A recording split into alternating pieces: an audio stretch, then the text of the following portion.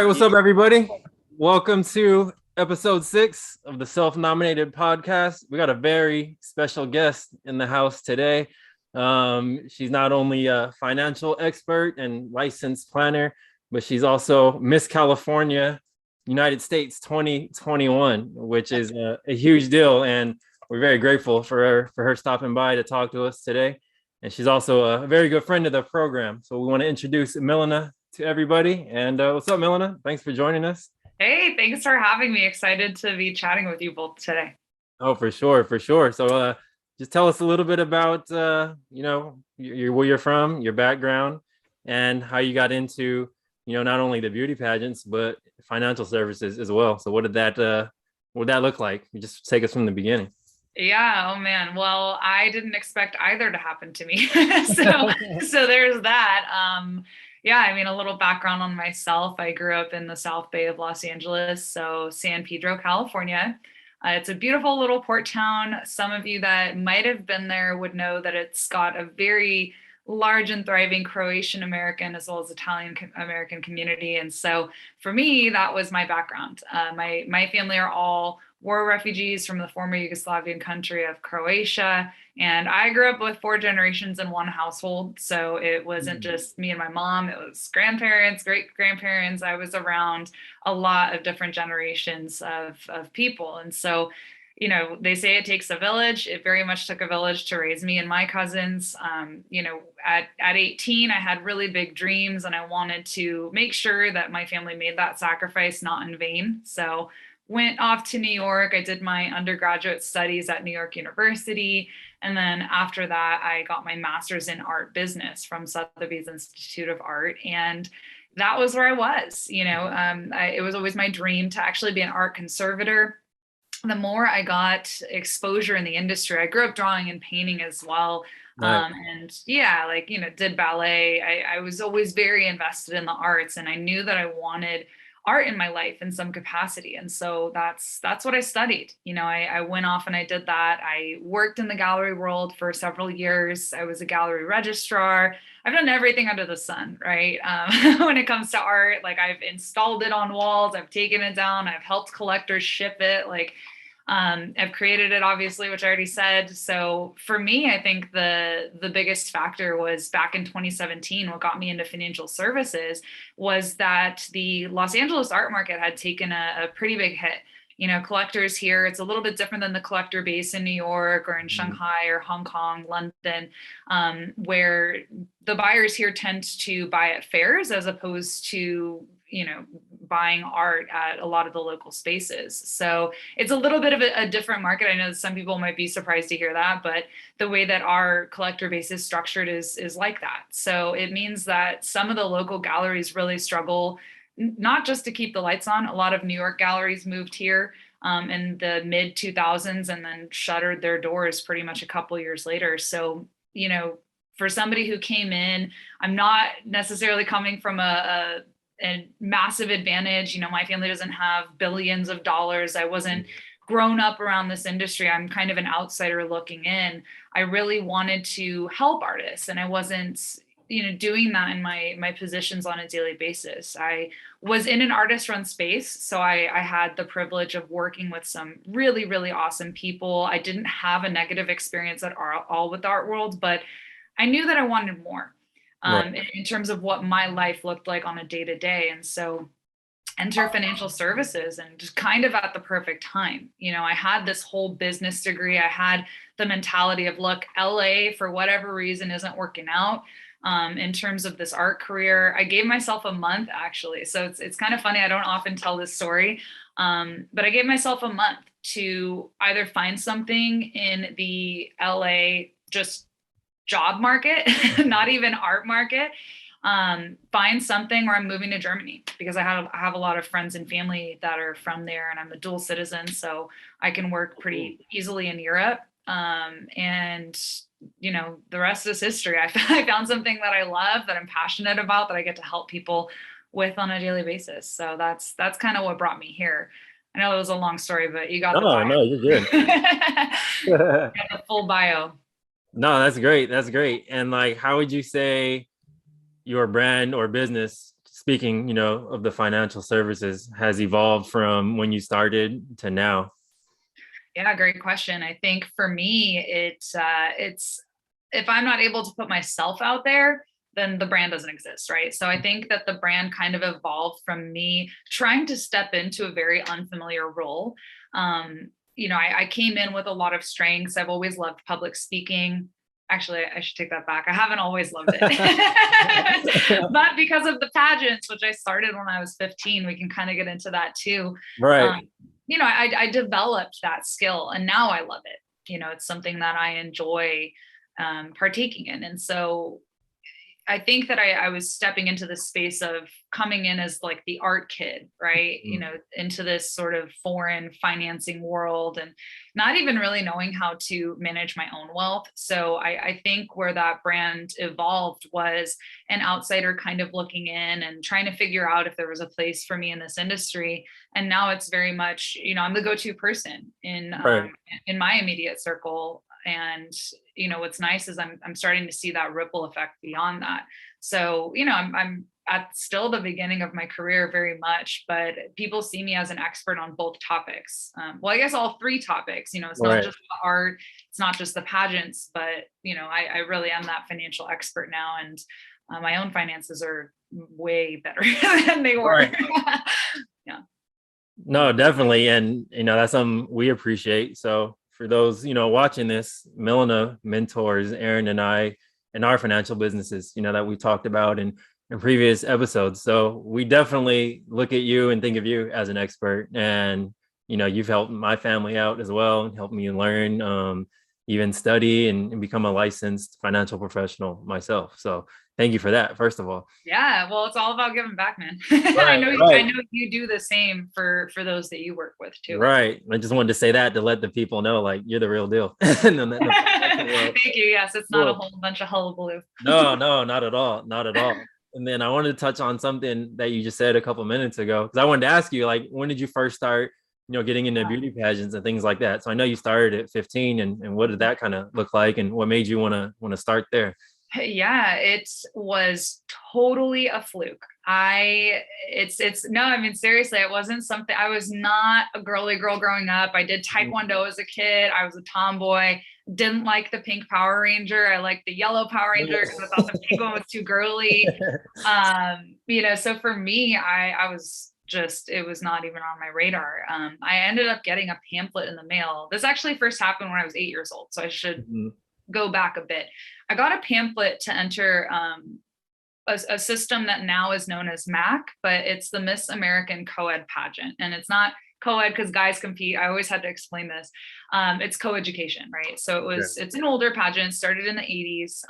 It's what we know as a natural pageant. So as a kid, you can't wear makeup to compete. If you do, you actually lose points.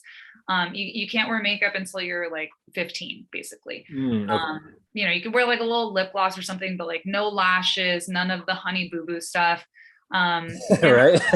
Yeah, which is what most people think of pageants. It was very much focused on self-development. And so I entered my very first one based on that pamphlet I got in the mail.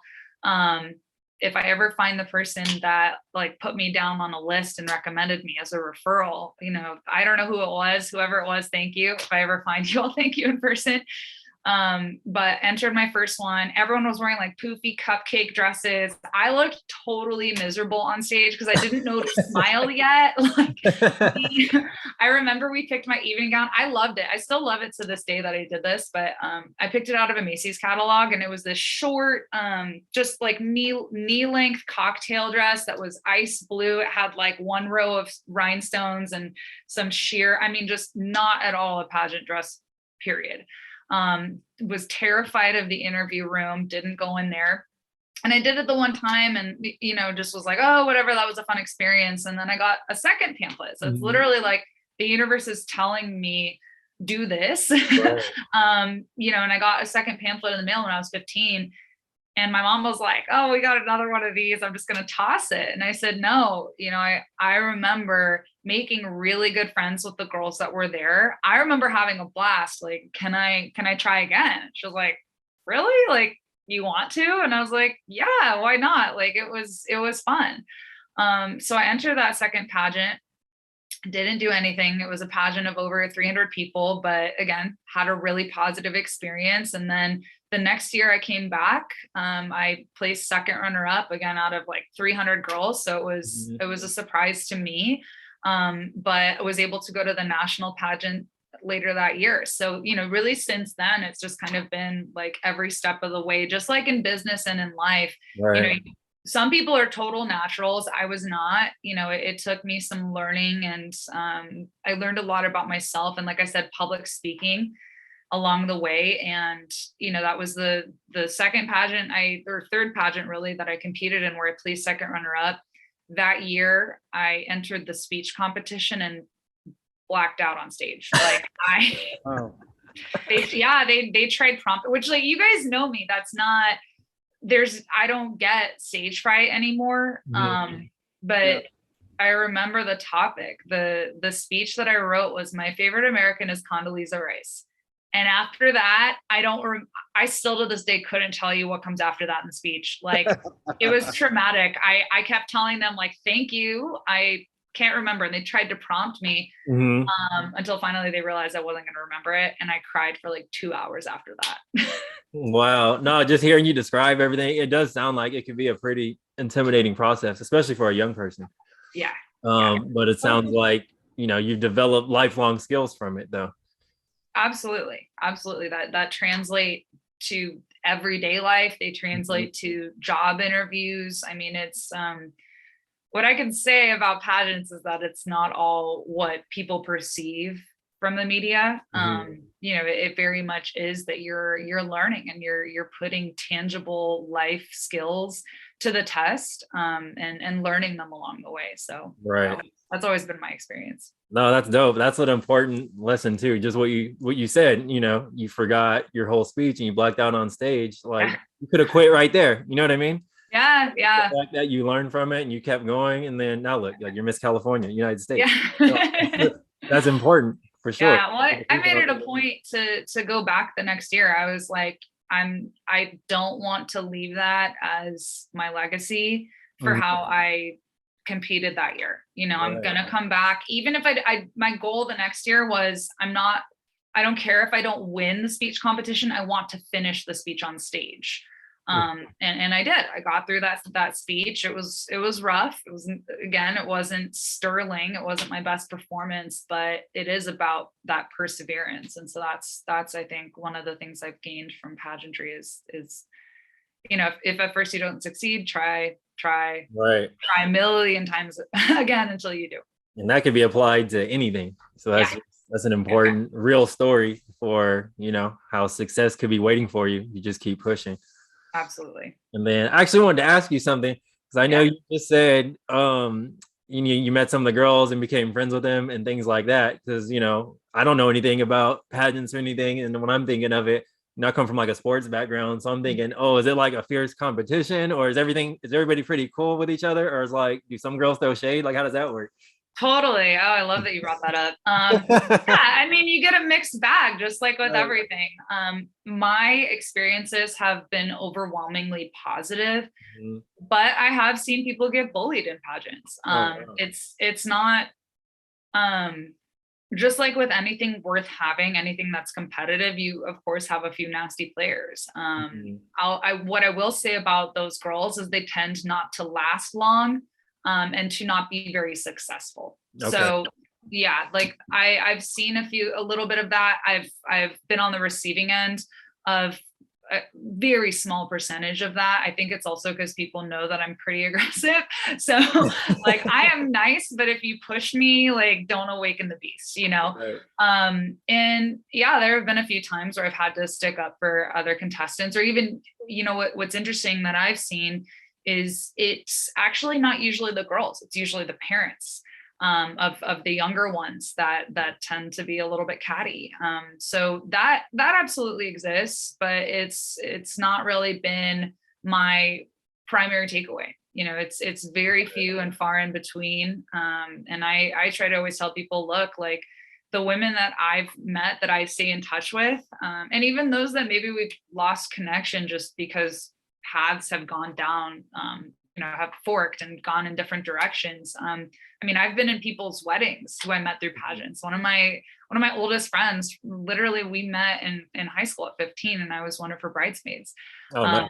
Yeah, like I've been friends with many people who won the title of Miss California and gone to Miss America. Obviously, I hold a title in a different system, but excuse me, my throat. But yeah, I mean, it's incredible.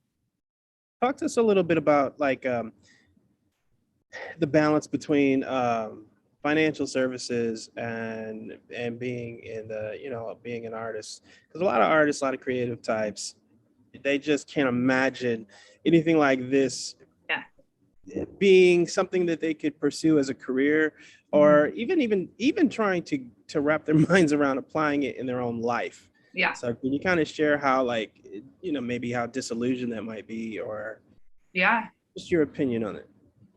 I mean, my opinion is, look, a lot of working artists have day jobs just so they can scrape by and funnel their resources into their art, right? That's true across music, film, visual arts, modeling. You know, one of the things that I just know to be true, I coach a lot of women who are in pageantry. I coach a lot of people on the business side in financial services, and I help a lot of visual artists too. Is artists tend to get stuck in this fear mindset of scarcity when it comes to their wealth, and it's because they're pigeonholed into these jobs where, you know, pretty much they are having to scrape by, right? Like a majority of working actors in Los Angeles are also, you know, bartenders and waitresses. And there's nothing wrong with that. By the way, if you want to be a career waiter, a career bartender, it can be a great living in Los Angeles, especially, or in any of the major cities. But if your major passion is art, why not look to a career where you can work part-time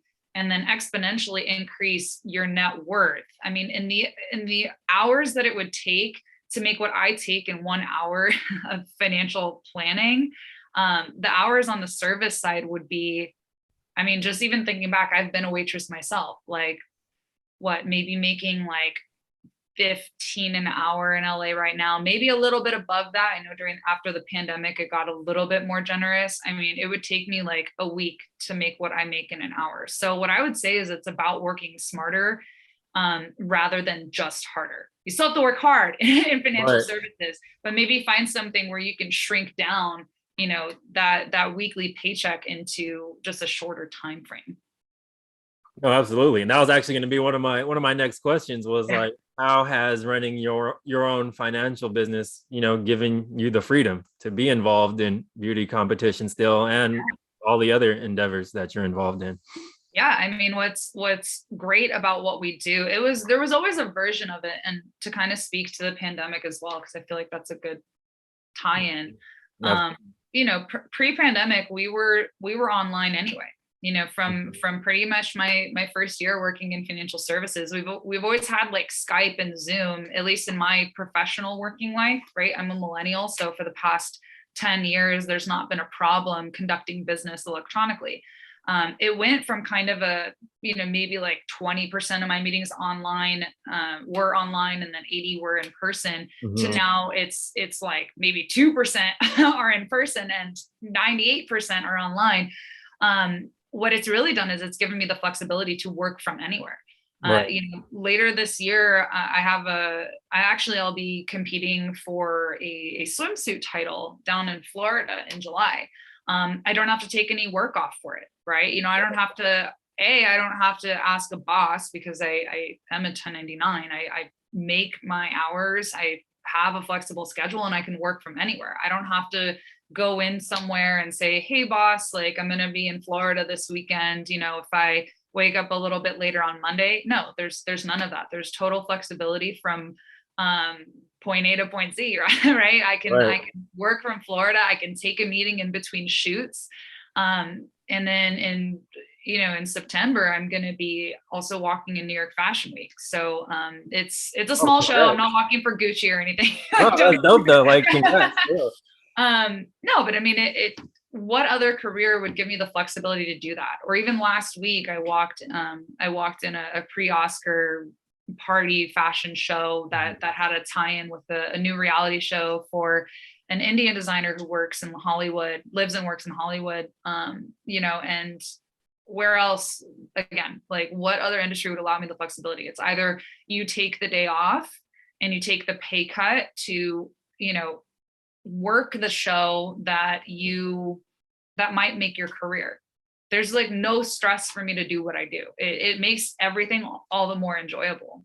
Right. You don't have to worry about like burning vacation hours to go down the street to do something else. You know what I mean? Yeah. And the modeling for me is a joy, right? Like you know, it's a side project. It's a side hustle because I like doing it. You know, right. That's another thing that's nice is I can still get booked and not have to worry about the income.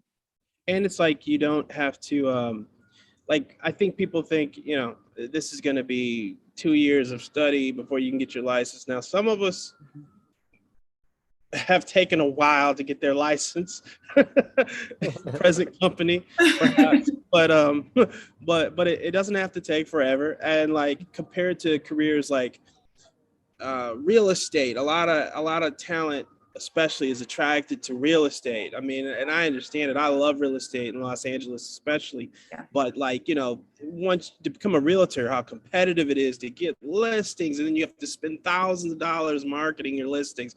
I mean, can you speak to that a little bit?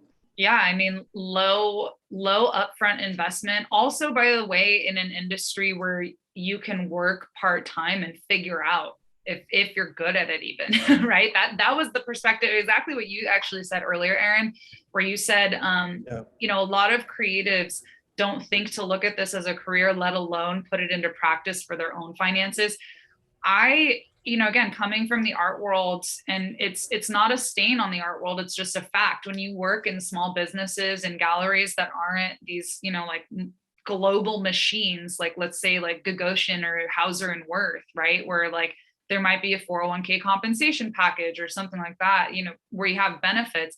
A lot of smaller galleries and just a lot of independent models and film producers, you don't have that. You literally are having to rely on yourself for this kind of knowledge. And, you know, when I was in that working gap in my career where it's like, you know, I would go to an interview and either the position wasn't what my experience was, or, you know, they're just the amount they were going to pay me was like unlivable in LA.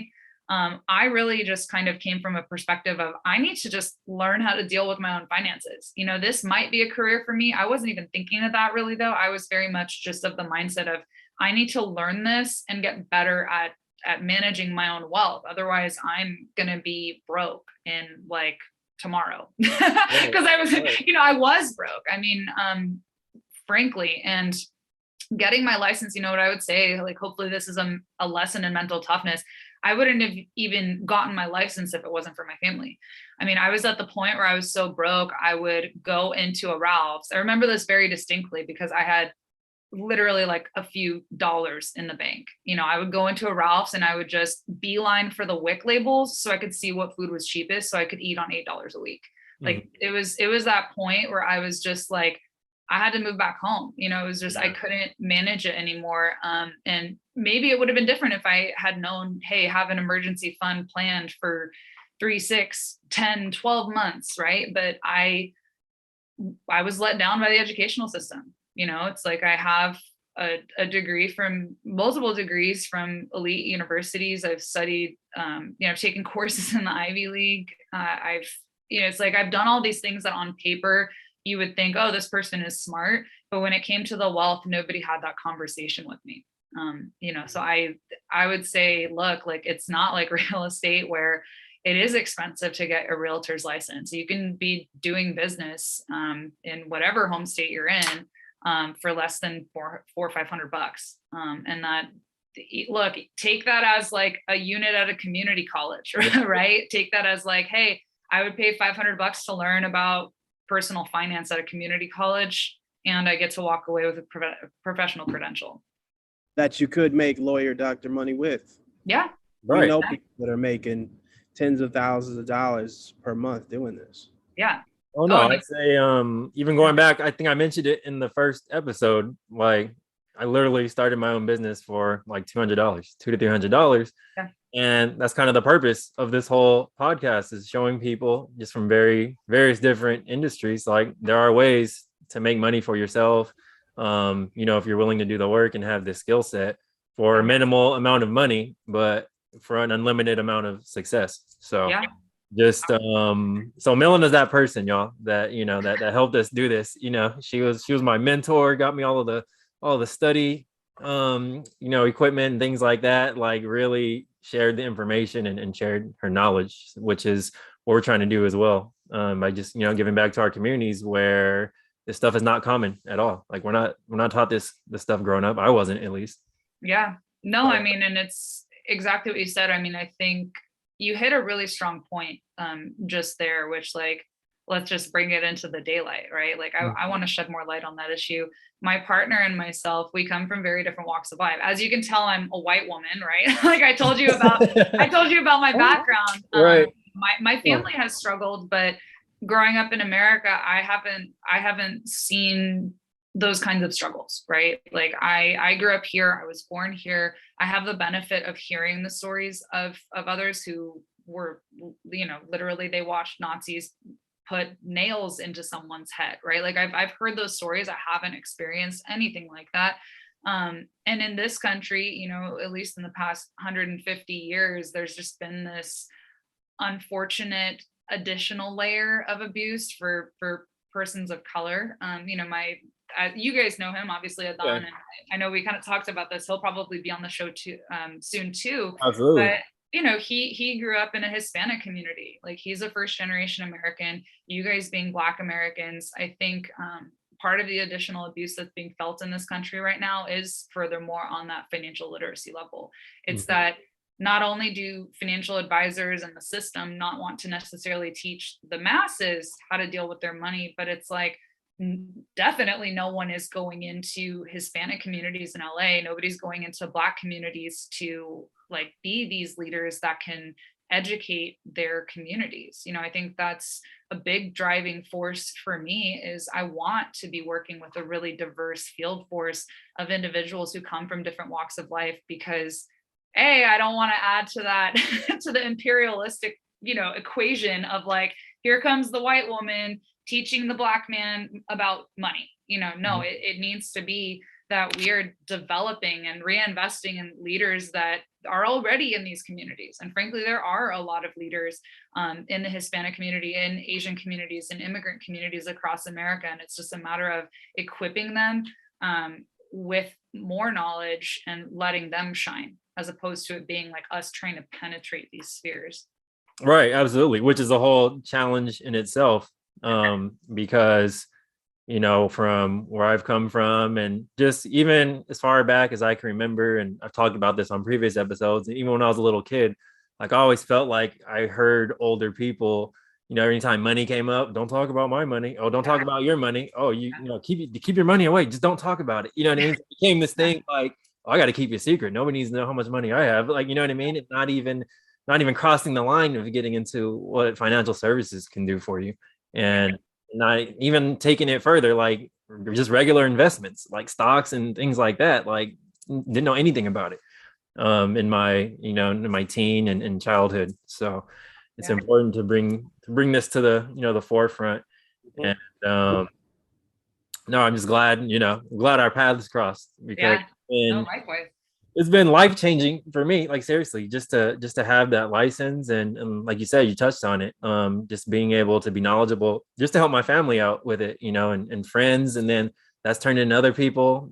It's turned into conversations, which I feel like is the most important part. That's the first step. You just have people comfortable with the conversation, and then out of that comes people wanting to sign up and do deals. And I love the fact that the brokerage firms we're affiliated with, like we don't have to charge the client. It's kind of like we just we get paid based on helping these people out, but their money is their money that they invested, and there's no fees or anything like that. Yeah, absolutely. And I think it's interesting you say that, to go on a bit of a tangent, because like what you're bringing up, like the kinds of financial planning we're able to do for people, even just on the back end, right? Like for us, it provides us with wealth, obviously, in our associations and our communications, right? Like you were just saying, it's all about having those conversations. And, it's also putting us in turn in these rooms with people who, were where we are now, maybe 15, 20 years ago, and kind of giving us like a view into what our lives could look like, right? Like the individuals I associate with now, and it's not to say that I toss all of the old associations to the side, right? That's not who I am. That's not Right. who either of you guys are. But it is really neat to be able to be in those rooms where we're talking about investments at a whole other level. It's like now I'm not even thinking of, like, will I be able to scrape by in retirement? The conversations are kind of like those country club conversations that, that I've like watched from a distance when I was like a server. Now it's more like people being able to be transparent with their wealth and showing like, look, this was my cash flow this month. And like, now I'm pissed. Like, I made like 50 grand last month and now I'm back down to 30. It's like, where else would people don't talk like that, Right. So Not at all. It's cool to be able to stretch your vision of what your future can and will look like, just by also being associated with people who not only are financially savvy, but who came through it the same way you did, right? Like they had to be self-made entrepreneurs as opposed to it being handed to them. Right. No, that's really important. Absolutely. And I'm grateful for the fact that my family talks about these things now, like regularly, since I've been involved, and since Selena's gotten her license as well. So these are like normal family conversations now. Yeah. It's only going to help, like the younger generations in our family, because this is something that can't be skipped on any generations anymore. You know what I mean? No, it can't. We can't afford it. Or if it is, like, you end up falling backwards, right? Which we want progress, not regress. Right, exactly. And like it just came at the perfect time for me, because I know I had my department at my job had just shut down, with the pandemic and everything like that. So that whole thing was shut down. I was wondering what I was going to do, and the fact that I was able to help my family with accounts, and not only that, but to make what I would make in a month and with like an hour, like what? I didn't even think that was anything like that was possible. Yeah. Or if somebody told me that, like if it wasn't you or if it wasn't Aaron, if somebody told me that, I'd be like, nah, what kind of scam is this? Like you're tripping, you know what I mean? But to actually go through with it and get pass the exam, get the license, and to help people and see it happen, like, oh shit, this is for real. Like, it's life-changing. It really is. No, it's funny you say that, because I think coming from the art world and then also like meeting Adan in the business, both of us were like, we don't need the wealth. Like I honestly, I came from making like 36 grand a year, where I was just like, in LA, I don't have any kids. It was just me. Like this was before I had a partner. I was like, nah, like I'm fine, whatever. And now like to triple it and see the difference in the quality of life. Right. It changed my perspective and also, by the way, like where else can you say I tripled my income in, 3 to 5 years? Like, yeah, it's crazy. Yeah, it's pretty crazy. It blows your mind. It's like exactly what you say. You don't believe it until you see it. Right. No, for sure. And just kind of going back to what you said, how you doing your appointments, they're all remote now, and I know the pandemic hit and things like that. Would you say the lockdowns and the pandemic and things like that had a positive impact on your business as far as the financial services went, or was there a period of where you might have had to pivot, or was it just all positive basically just because of the remote factor? I think because we already had experience with remote, and I have always erred actually on the side. Maybe I was a little bit ahead of the curve, where I didn't even understand why we had to do trainings in person, frankly. Like I always felt as if there should have been a dimension of our business, or actually every dimension of our business should have had at least a portion digital. And I understand why, like when you're functioning in person, by the way, that's the whole industry. That's not just our firm, our structure. That's not just brokerages. It's literally financial services, banking as a whole has seen a massive shift. If you look at, a lot of the global Fortune 500 companies like AIG, like Goldman Sachs, Merrill Lynch, JP Morgan. These are major companies that have seen a drastic shift. And I think because we are in the relationship business, the old mentality was very much fearful of losing a dimension of that, because then, sales concept, right, is like, if I can't see the customer, how do I build rapport? How can I make a sale? In my mind, I will say for a portion of the population, that's still true. There are still clients that I now meet with. I didn't during the pandemic, at least, especially in the first year. Like, I didn't meet anybody in person. Right. Had other repercussions on my mental health, frankly. But I was always very like digital forward. I want everything to be able to be remote, because to me, I didn't see why we couldn't be, especially with a younger population that is based on, commodity of convenience. So yeah, I mean, it was super positive for me because I was already thinking that way, but a lot of advisors struggled, and a lot of advisors actually never made that transition. A lot of advisors across the industry stayed meeting people in person, even when the advisories were against that. Right. So no, I mean, I think that it was really positive for me. It was positive for my partner, for our whole business. We grew exponentially in a lot of different ways as leaders, as professionals, just on every level. No, that's important too. And I think a level of not comfort, but the fact that people got to spend some time at home and kind of reevaluate their values or what's most important to them. So being in an industry that allows you to do that, 100% of the time is important, because there's still places and jobs today that won't accept that. Like, you have to come into the office, but just to talk to people on the phone. Like, you know what I mean? Like, you're a customer service rep, but we need you in the office though. Like, what? Especially nowadays.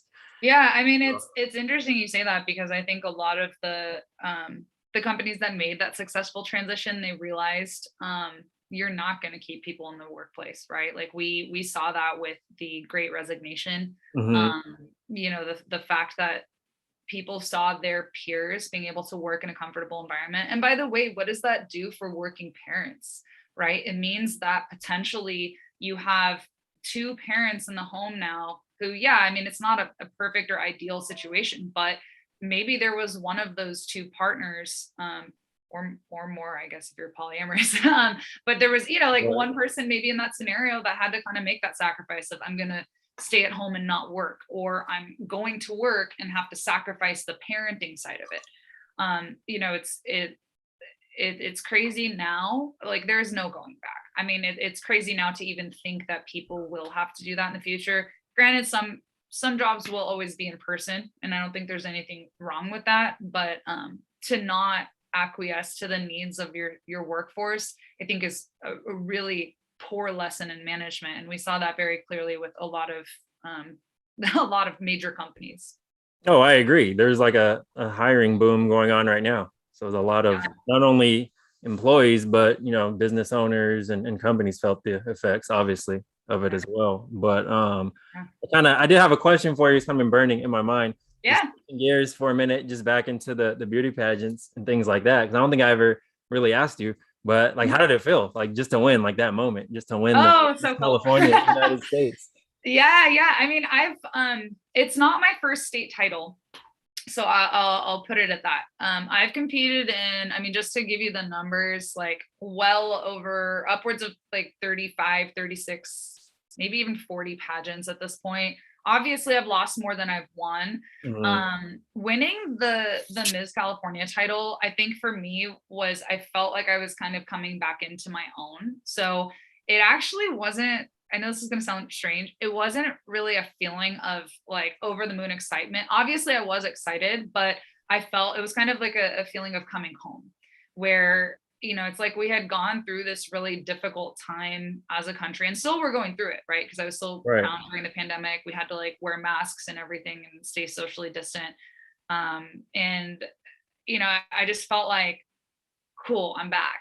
I felt like I was back on top, like I was becoming myself again.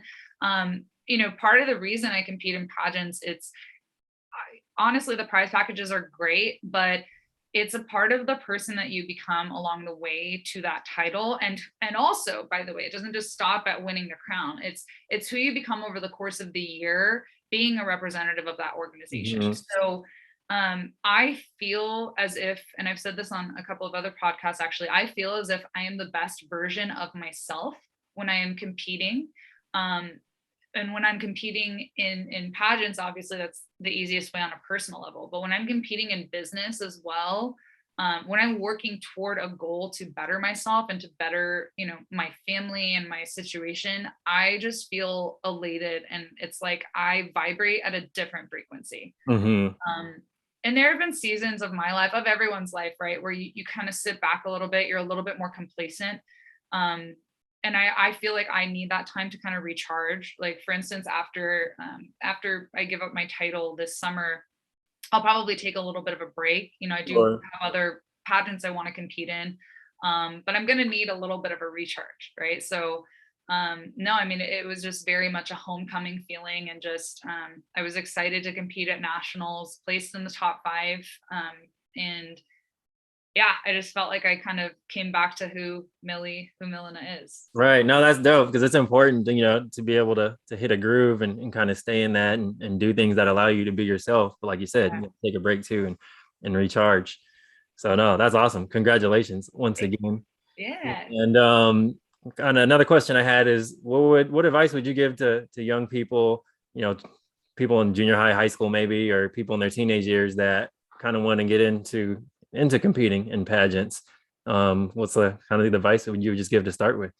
Yeah, I mean, there's so much. I actually coach several girls. I don't take on a whole bunch of clients, because I honestly I love mentoring youth. And, I remember what it was like being in their shoes.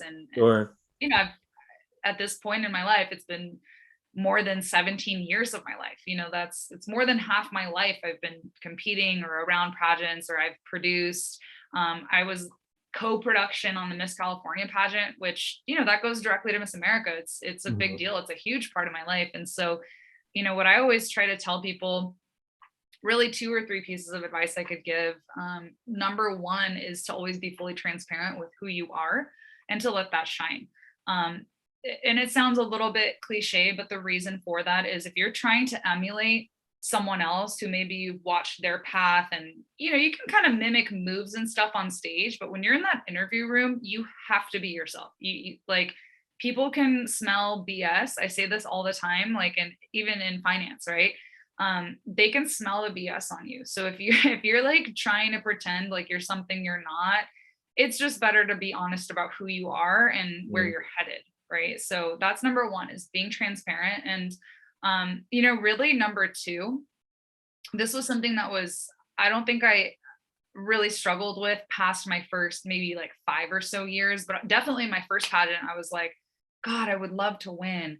And sometimes when you've competed once or twice, that turns into, man, I just want to make the top 10. The girls that win are always the ones that are already wearing the crown on their head when they walk into the room. So every pageant I have ever won, there was no doubt in my mind, other than luck. Like, the universe can do what it does, right? You can control what other people on the panel, how they're going to judge you, or if you're going to rub someone the wrong way. But I always carried myself as if I was already wearing that crown. And what that meant was, I already had a platform where I was doing community service in my community, whether or not I had a title, right? Like, you can't just wake up one day, win a pageant, and then like, oh, all of a sudden, like, I promote all these causes.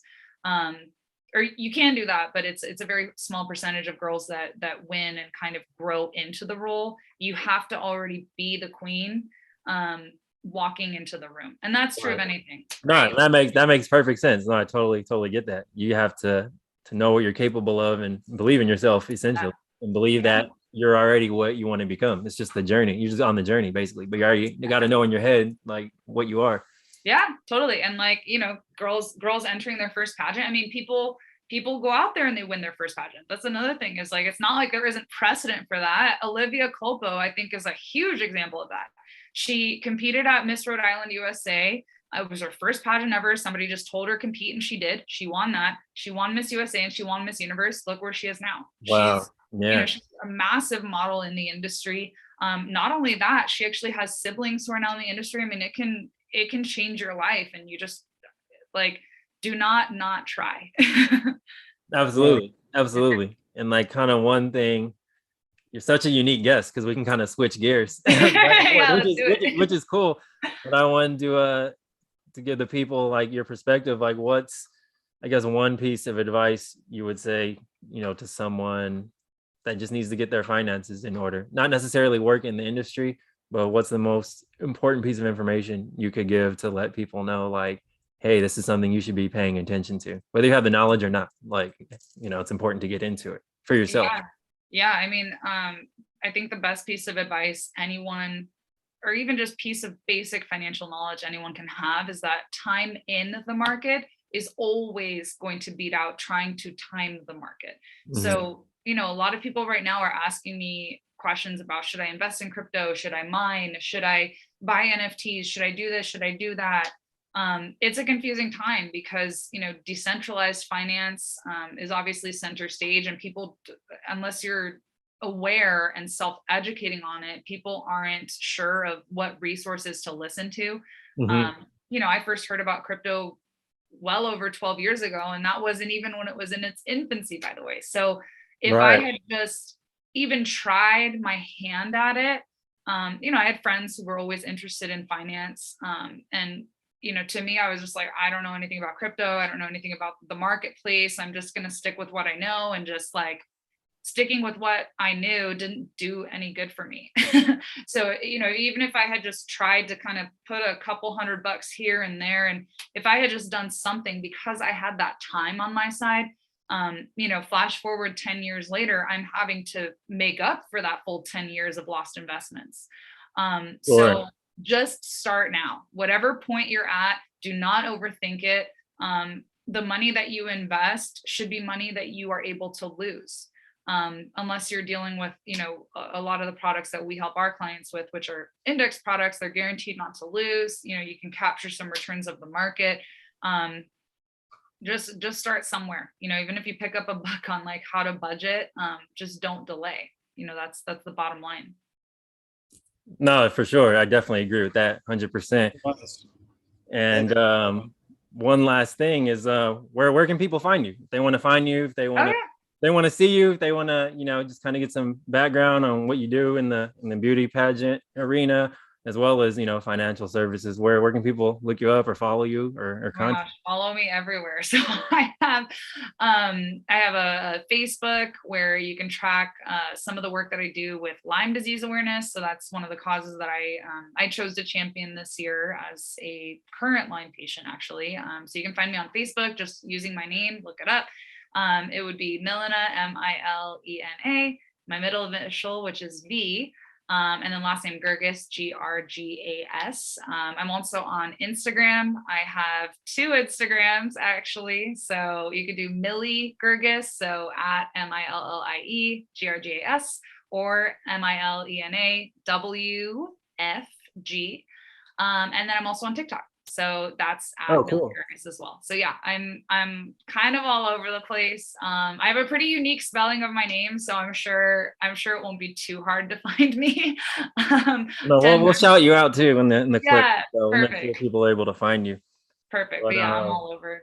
No, this has been an enjoyable experience speaking with you, and thank you again, by the way. Like, I just want to tell the people out there, like, you just spending the time with me, mentoring me, getting me into the business, like literally just taking your own time to do that, for others is very important, and it's life-changing. So I appreciate the work that you do.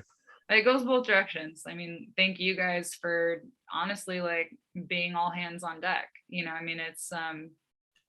It's a monkey see, monkey do business. That's what I always like to tell people. And what's cool is when you get to share your skills, you have ripple effects, right? You and Aaron are going to be able to help thousands of people, not just on the client side, but you're going to be able to mentor talent as well. So it's cool to know that there's always going to be some kind of a thumbprint or a ripple effect, and that'll happen for you guys as well. So.